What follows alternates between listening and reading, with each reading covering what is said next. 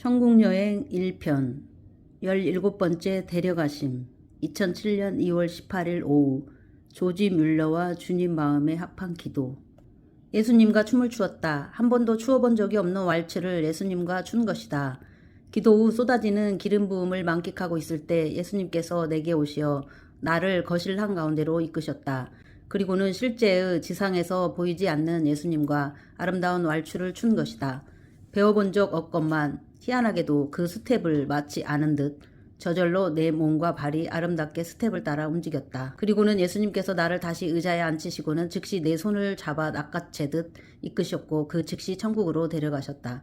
상상이 되어지지 않는 이 모습에 대체 읽으시는 분은 그대로 믿으시기 바란다. 우리는 그날의 천국에서 이처럼 주님과 아름다운 춤을 추게 될 것이다. 할렐루야. 천국에서 나를 곧장 데리고 가신 곳은 상급집 앞에 있는 푸르른 들판이었다. 그 들판에서 예수님과 나는 정말 정신없이 깔깔대고 달리며 놀았다. 그네를 가운데 두고 서로 잡기놀이도 하고 한참 뛰다가는 들판 아래 시냇가에 머리를 대고 예수님과 내가 널브러지듯 드러누웠다. 그리고는 곧장 둘이 다 나란히 시내를 향해 엎드렸다. 그때 갑자기 시냇물 속에서 물고기 한 마리가 퐁 하고 튀어올랐다. 붕어처럼 생긴 물고기는 기역자로 구부러져 우리를 바라보고 있는 형상이었다. 눈은 동그랗고 입은 도넛처럼 동그랗게 벌린 재밌고 귀여운 모습이었다. 그리고는 기역자로 허공에 떠있는 상태에서 우리를 바라본 채로 천국말로 이렇게 말했다. 그것이 내게 해석이 되어 들려왔다. 하나님은 당신을 사랑하십니다. 나를 향해 하는 말이었다. 너무 희한하고 재미있어서 예수님을 바라보며 깔깔대고 웃었다. 예수님께서도 그런 나를 보시며 기뻐 웃으셨다. 주님께서 간밤에 시련을 겪어 입이 다 허른 내게 주시는 위로 이벤트라는 것을 알 수 있었다. 이처럼 주님께서는 그 자녀들이 늘 기뻐하기를 원하신다. 그런데 우리는 기도할 때도 그렇고 슬퍼하거나 눈물을 흘릴 때가 더 많은 것 같다. 주님께서 천국을 데려가신 이후로 주님은 내게서 개인적 슬픔으로 오는 눈물을 거두어 가셨다. 감사와 기쁨의 눈물 외에는 흘리지 않게 해주셨다. 지금도 눈물 흘리기 일쑤이지만 타인의 영혼으로 인해 울리실 때가 많다. 그것은 나의 눈물이 아니요 내 안에 계신 주님의 눈물이다. 내가 간밤의 두려움을 이겨내고 다시 기쁨 중에 있으니 내가 기쁘다. 예수님께서 그 말씀을 하실 때 그간 예수님께서 내게 베푸신 은혜를 잠시라도 잊고 두려움에 떨며 우는 모습을 보인 것이 죄송해져 왔다. 주님을 안타깝게 해드린 것이 제 속에서 예수님 쪽을 향해 돌아 누우며 얼굴을 예수님께 파묻었다. 주님, 안타깝게 해드려서 죄송해요. 예수님께서 내 쪽으로 돌아 누우시며 왼팔을 괴신 채 오른손으로 내 머리카락을 쓰다듬으셨다. 나는 나의 사랑하는 자녀들이 안타까워하는 모습을 보는 것이 더 안타깝다. 내 자녀들이 그처럼 안타까워하는 모습을 볼 때마다 내 심장이 오그라들고 내 심장이 타는 듯하며 내 심장이 조여온다. 나는 내 자녀들이 이 세상에서 안타까움을 잊고 어서 천국에 와서 이처럼 기쁨으로 함께 동거하기를 애절하게 간절하게 바라고 있단다. 그들이 천국에 이르기까지 내 심장이 새카맣게 타 있으리라. 예수님의 말씀을 들으면서 몇 달 전에 일이 떠올랐다. 외출 때마다 예수님께 나의 패션을 묻고 주님께서 주시는 감동대로 옷을 입었었다. 어느 날 문득 요즘 들어 까만색 옷을 위아래로 자주 입고 있는 내 모습을 발견했다. 나는 개인적으로 흰색을 좋아한다. 흰색이 부활의 주님을 상징한다고 생각되어 좋았는데 까만색을 자꾸 입게 되어 기분이 별로 안 좋았다. 그래서 예수님께 물었다.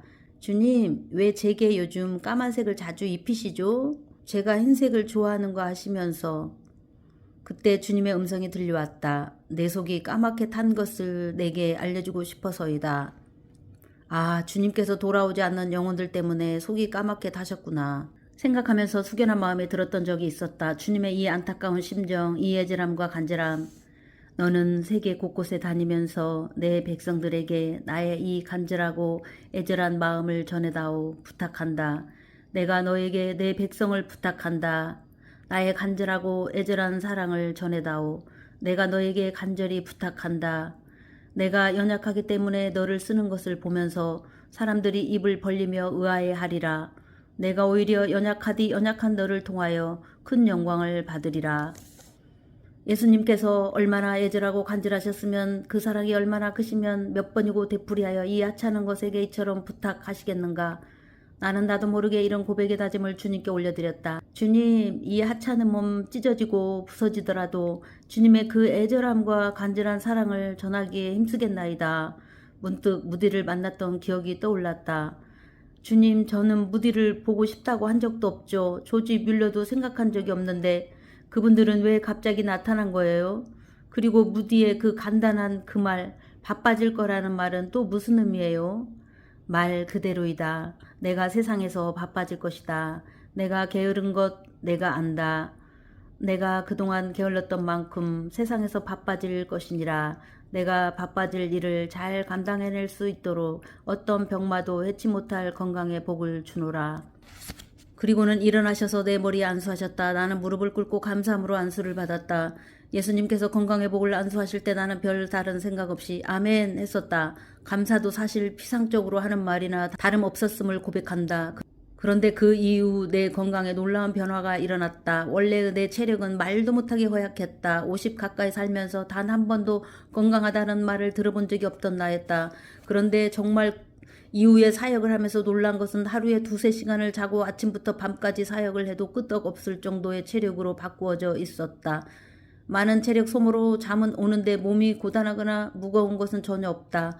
그 정도면 벌써 몇 번 몸살을 앓았어야 하건만 도무지 상상이 안 되는 일인지라 나를 아는 모든 이들이 감탄하는 것이다. 한 번은 아는 집사님을 모시고 한의원에 간 적이 있었다. 그 집사님이 약을 지으러 가는데 내가 운전을 해준 것이다. 그 원장님이신 장로님이 눈으로 진맥을 보는 기계가 있다고 하시면서 진맥을 해주셨다. 혈압은 여전히 저혈압으로 나오는데 온몸이 모두 건강한 상태로 나와서 장로님도 놀라셨다. 나는 태어난 이후 병원에서 건강하다는 말을 들어본 것은 그때가 처음이었다. 순간 천국에서 내게 건강의 복을 안수하시던 예수님이 떠올랐다. 예수님께서 건강의 복을 주셔서 이처럼 건강해진 것이다. 할렐루야. 그때 이후 나는 주님께서 하시는 말씀이 성경으로나 예언으로나 더욱 확신 있게 믿어진다. 사람이 한 말이 아니기 때문에 한번 그 입에서 나온 말씀은 반드시 이루어지는 것이다. 하나님은 사람이 아니시니 거짓말을 하지 않으시고 인생이 아니시니 후회가 없으시도다. 어찌 그 말씀하신 바를 행하지 않음이며 하신 말씀을 실행하지 않으시랴. 민수기 23장 19절. 조지 물러는 왜 그 자리에 나타난 것이었어요? 저에게 무언가 알려주시기 위해서였나요? 5만 번 기도 응답을 받은 사람으로 세상에는 알려져 있지. 직접 들어보려무나. 뮬러야. 예수님께서 조지 물러를 부르시는 것을 들으며 의아스러웠다. 조지 물러이면 이름이 조지이고 성이 뮬러인데 우리가 보통 부를 때는 조지라고 이름을 부르는데 주님은 뮬러라고 성을 부르시네. 그때 예수님께서 나를 돌아보시며 설명해 주셨다. 저의 기도로 내가 그 가문을 믿음의 가문으로 세웠느니라. 그래서 그 가문이 저로 인하여 세워진 것을 기념하기 위해서 나는 그를 뮬러라고 부르기를 기뻐한단다. 조지 뮬러가 뮬러 가문의 축복의 통로였던 것을 알 수 있었다. 주님께서는 믿음의 가문을 세우기 위해 미랄된 자들을 기념하시도록까지 자신의 가문을 위해 기도하는 자에게 영원한 영광을 주시는 것이다. 나의 형제 곧 골육의 친척을 위하여 내 자신이 저주를 받아 그리스도에게서 끊어질지라도 원하는 바로라. 로마서 9장 3절. 내가 진실로 진실로 너희에게 이르노니 한 알의 밀이 땅에 떨어져 죽지 아니하면 한 알 그대로 있고 죽으면 많은 열매를 맺느니라. 요한복음 12장 24절.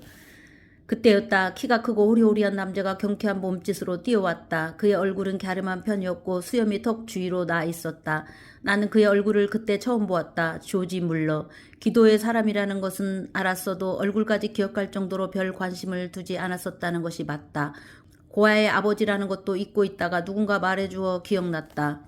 나는 그의 일생에 대해서도 모르고 있었고 오직 기도의 사람이라는 것 외에는 모르고 있었는데 오늘의 만남 이후 인터넷에서 검색해서 그의 일생과 사진을 처음 본 후 천국에서 만나는 사람들에 대한 더 큰 확신을 가지게 되었다. 조지 물러가 나에게 다가오더니 양손바닥을 펴서 하이파이브로 인사하는 것이었다. 3번 짝짝짝 하고 양손으로 하이파이브를 했다. 천국에서 처음 해보는 인사법이었다. 그분은 만남부터 사람을 경쾌하고 기분 좋게 하는 분이었다. 뮬러가 나를 격려하듯이 내 어깨를 툭 치며 말했다. 내가 세상에서 힘겹게 사명 감당하고 있는 것을 내가 보고 있단다. 힘내. 그를 향한 나의 인터뷰가 시작되었다. 5만 번 기도응답을 받았다고 하시던데요. 주님의 마음에 합한 기도를 드렸기 때문에 내가 그렇게 많은 기도의 응답을 받을 수 있었던 것이다. 세상에서는 기도응답이 yes, no, wait로 온다고 말을 하는데 지금은 시간이 없다. 노의 응답이나 웨이트의 응답을 받는 기도를 하고 있을 시간이 없다. 그러므로 기도를 하기 이전에 그의 마음이 주님의 마음과 합해져야 하는 것이다. 그래서 성령께서 마음에 감동을 주시는 기도를 해야 한다. 주님은 지금 그것을 너희에게 원하신다. 왜냐하면 주님은 우리에게 기도의 응답을 빨리 해주고 싶어 하시기 때문이다. 구하기 전에 먼저 주님의 마음에 합하여지기를 힘쓰라.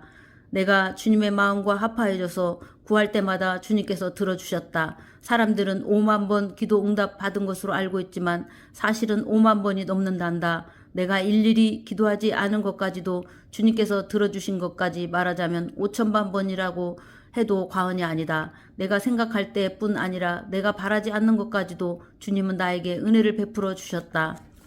그때 두 손을 모아 기도하는 손의 환상을 보여주셨다. 조지 물러의 손이라는 것을 알 수 있었다. 그러면서 갑자기 내 두 손에 전기가 오는 듯 찌릿찌릿해지는 것이었다. 실제 지상의 내 육체에 그 전기가 찌릿찌릿 오고 있었다. 그때 조지 물러가 나의 그런 현상을 알고 말했다. 내가 문제가 있을 때마다 그렇게 두 손 모아 기도하면 나에게 응답하신 주님께서 내게 기도의 능력을 부어주실 것이며 주님께서 응답하실 것이라는 표징이다. 주님이 그렇게 함께 하실 것이다. 고아의 아버지시라고 알고 있는데요. 내 어린 시절의 성장의 아픔으로 인해 고아들에게 마음이 쓰이기도 했지만 내 마음이 항상 고아처럼 외로웠다. 군중 속에 있으면서도 내 마음은 항상 고아처럼 외롭고 가난했다. 그래서 나는 주님을 더욱 간절히 찾고 의지하게 된 것이다. 그러면서 고아들을 양육하게 된 것이다. 하나님 아버지 앞에서 정결하고 더러움이 없는 경건은 곧 고아와 과부를 그 환난 중에 돌보고 또 자기를 지켜 세속에 물들지 아니하는 그것이니라. 야고보서 1장 27절. 고아들을 불쌍히 여기시고 입히시고 먹이시기를 원하시는 주님의 사랑이 내가 그들을 위해 기도할 때, 다시 말해 하나님의 나라와 의를 위해 기도할 때 주님께서 그렇게 많은 은혜를 베풀어 주셔서 내가 저들을 양육할 수 있었다. 내가 저들을 양육한 것은 나의 마음이 아니고 주님의 마음이셨다. 너는 과부나 고아를 괴롭게 하지 말라. 내가 만일 그들을 괴롭게 함으로 그들이 내게 부르짖으면 내가 반드시 그 부르짖음을 들으리라. 출애굽기 22장 22절에서 23절. 그러면 천국에서도 고아들을 양육하세요? 저번 날 보았던 아이들 양육시설에서 그도 일하는가 싶은 생각이 불현듯 들은 것이다. 순간 그가 고개를 젖히며 크게 웃었다. 천국은 고아된 자들이 와서 예수님과 함께 있으면 부잣집 아들, 딸들이 되는 것이란다. 그러므로 더 이상 양육할 필요가 없잖니? 우문의 현답이었다. 그가 말하는 고아된 자들이란 마음의 고아를 의미하는 것이다. 마음으로 외로워하던 자들이 주님을 만나 천국에 이르게 되는 것이다. 그리고는 외롭고 가난한 마음이 부요함을 누리는 곳이 바로 천국인 것이다. 심령이 가난한 자는 복이 있나니 천국이 그들의 것이며. 마태복음 5장 3절. 주님은 우리를 버려두지 않으신다. 세상에서 고아처럼 외로이 살고 있는 우리들을 찾아오시는 것이다. 그리고는 우리를 천국으로 이끄시어 모든 것에 풍성하신 하나님의 아들, 딸로 삼아 영원히 함께 사시길 원하시는 것이다.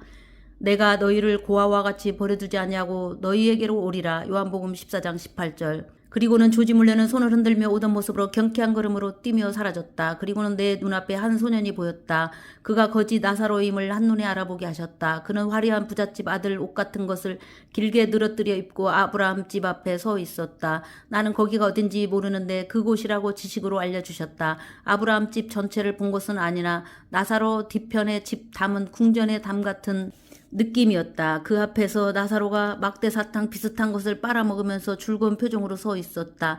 17세 소년으로 보이는데 머리는 까맣고 곱슬머리였다. 희한하게도 천국에서는 정확한 나이를 알려주시는데 17세라고 하셨다. 나의 처녀 모습도 정확히 18세라고 알려주셨다. 왜 그러는지 모르겠다.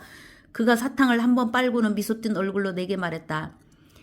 아브라함 할아버지가 나를 사랑해줘. 그래서 나는 아브라함 할아버지 집에 잘 와 있어. 그때 아브라함이 나타나서 그의 어깨를 감싸 안았다. 그리고는 나를 바라보며 미소를 짓고 그를 데리고 내 앞에서 사라졌다. 거지 나사로의 모습은 바로 나의 모습이다. 세상에서 고아와 같이 외롭고 힘들었던 나의 모습. 심령이 천갈래 만갈래 찢겨 넝마처럼 되었던 거지 나사로의 모습이었던 나. 그런 나를 사랑해주고 감싸줄 사람은 오직 아브라함의 믿음을 가진 이들이다. 비단 나뿐 아니라 세상에서 고아와 같은 영혼을 사랑할 수 있는 사람들은 아브라함과 같은 믿음을 소유한 사람들이다. 주님, 아브라함의 믿음을 가진 이들이 이 땅에서 많아지게 하소서. 그리하여 외롭고 가난한 이들이 사랑과 위로를 받게 하소서. 그때 예수님께서 나타나셨다. 손에 꽃다발을 들고 계셨다. 우리가 졸업식장에서 볼 수 있는 그런 종류의 꽃다발 모양이었다. 내게 다가오셔서 그것을 안겨주셨다. 내가 의아스러워하며 물었다. 이게 뭐예요? 내가 한 과정을 마친 것을 축하하는 것이다. 내가 천국신학 1학년을 마친 것이다. 천국신학, 세상 신학과 다른 천국신학이 또 있나 보다. 그러고 나니 간밤에 잊고 있던 장면이 다시 떠올랐다. 예수님과 성전을 거닌 후 예수님은 아름다운 면류관을 쓰시고 보좌에 앉아 계셨다. 나는 성전 앞쪽 좀 보좌 가까이에서 한쪽 무릎을 꿇고 경외심을 품고는 보좌를 향해 고개 숙이고 앉아 있었다. 그때 오른쪽에 있는 24장로들이 머리에 쓰고 있던 금 면류관을 일시에 위로 던져 올리는 것이었다. 마치 미국에서 졸업식 때 하는 광경 같았다. 그러더니 크게 찬양하는 것이었다. 어린 양 보혈로 구원받은 백성이 복되도다. 어린 양 예수를 영원히 찬양하리로다. 할렐루야. 어제 내가 천국 신학 한 과정을 마치는 축하 의식을 행한 것이었나 보다. 예수님께서 말씀하셨다. 이제 새롭게 2학년 과정을 3월부터 시작하게 될 것이다. 그것은 인간 관계에 대한 과정이다.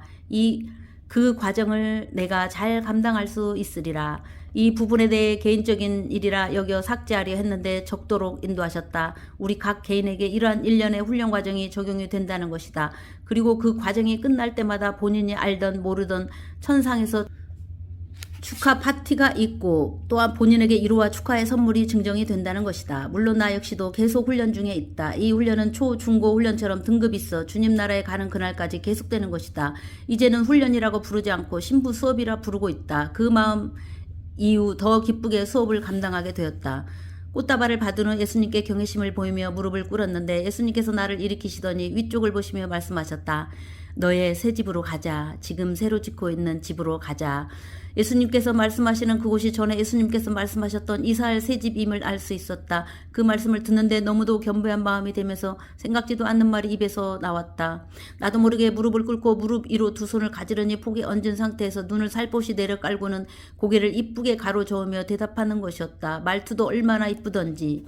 주님, 저는 아직 거기를 볼 자격이 없나이다. 저는 갈 수 없나이다. 이 모습을 나는 여러 번 사람들에게 해 보였는데 그 모습을 볼 때마다 사람들은 너무 안 어울린다며 깔깔대고 웃었다. 세상의 모습과 영적인 모습은 이처럼 다른 것이다. 예수님께서 나를 대견하다는 듯 내려다보시며 흐뭇한 음성으로 말씀하셨다. 이처럼 천국은 영계는 누가 말을 하지 않아도 스스로 지켜지는 자율 속에서 운행되어지느니라. 그리고는 즉시 지상으로 내려왔다. 기도에 관한 깨달음을 주시고자 조지 물러를 무디와 한자리에서 만나게 하지 않고 두려움의 사건 후에 만나게 하신 것임을 이후 알게 되었다. 우리는 주님께 눈물로 기도드리면 주님께서 기뻐 받으시고 속히 응답하시리라 생각하지만 결코 그렇지 않다. 밤새 전편에서 보았던 것처럼 내가 밤새도록 입술이 부르트도록 울며 부르짖었지만 그것은 오히려 주님을 근심되게 하는 것밖에 되지 않은 헛수고였음을 보았다. 이 글을 쓴 지 1년이 넘는 어제 나는 주님께 기도드리면서 내 짐이 무겁다면서 울고 있었다. 그때 갑자기 주님의 호통이 들려왔다. 광야를 지나온 내가 아직도 광야에 처한 듯 울고 있느냐 회개할지어다. 깜짝 놀라 찔끔해서는 회개를 했다. 그리고 나자 마음에서 기쁨의 찬양이 샘솟기 시작했다. 넘치는 기쁨으로 찬양 메들리를 신나게 박수치며 주님께 올려드렸다. 그러자 언제 괴로워했냐는 듯 종일 흥얼대며 지냈다.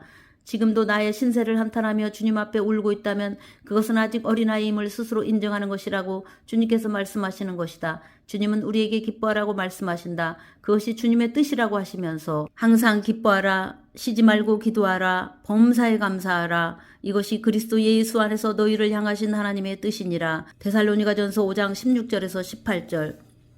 이 말씀은 잘 애우면서도 막상 실제로 기쁨의 기도를 드리지는 않기 일쑤이다. 눈물을 흘리며 기도할 때 그 눈물이 성령님의 눈물인지 아니면 자기 연민에 빠져 흘리는 탄식의 눈물인지 분별해야 한다. 그렇지 않다면 자칫 밤새 처리하며 눈물을 흘린 시간이 마귀만 배불린 헛수고가 될 수도 있기 때문이다. 마치 저번 날의 나처럼. 기쁨의 기도를 드리심으로 주님을 기쁘시게 해드리기를. 아멘.